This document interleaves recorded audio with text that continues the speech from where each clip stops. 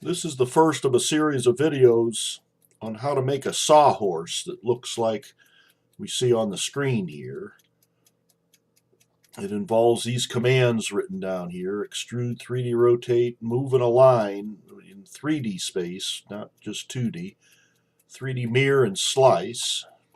It's 36 inches high and 48 inches front to back. So next few videos will show you step by step. Let's start a brand new drawing, start from scratch. We'll begin with making a few rectangles for the 2x4s for the sawhorse. Pick the rectangle command. Pick a point, any point.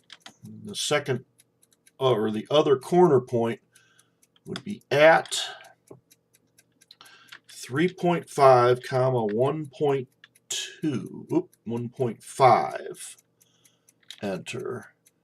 That's the actual dimensions of a sanded 2x4.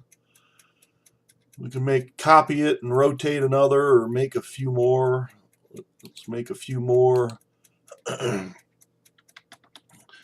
Second corner would be at 1.5 comma 3.5, enter.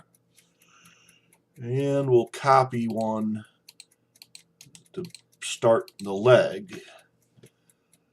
These two will be the top of the sawhorse, so let's move the top piece from its midpoint to the midpoint of the other 2x4 of the top piece. Now we can start 3D work. We got the three rectangles.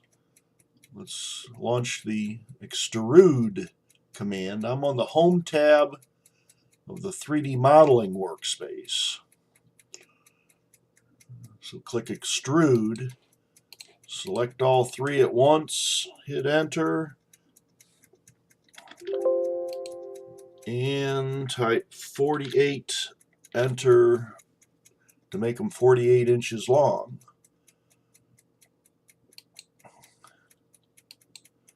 Let's use free orbit.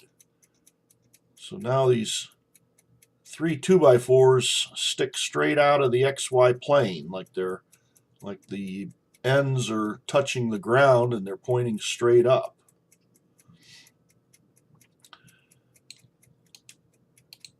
Since XY plane is typically often considered the ground, let's make it so all four legs touch the ground. First step will be laying these boards flat so the top surface is parallel to the ground.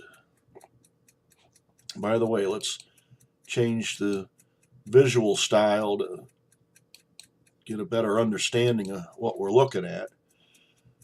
We can lay these two boards flat on the ground, and instead of just having the T-shaped end touching the ground, we can have the wide 2x4 touching the ground by using the 3D rotate command. So we'll click the 3D rotate command, select everything, hit enter, specify a point for the base. Now we got three choices on which angle, which direction we can rotate it about that one point. We want to rotate it about this red ring. So click on the red ring and type 90 degrees, and that'll place the 2x4s on the ground. Here you can see they're flat on the XY plane now. Just about out of time.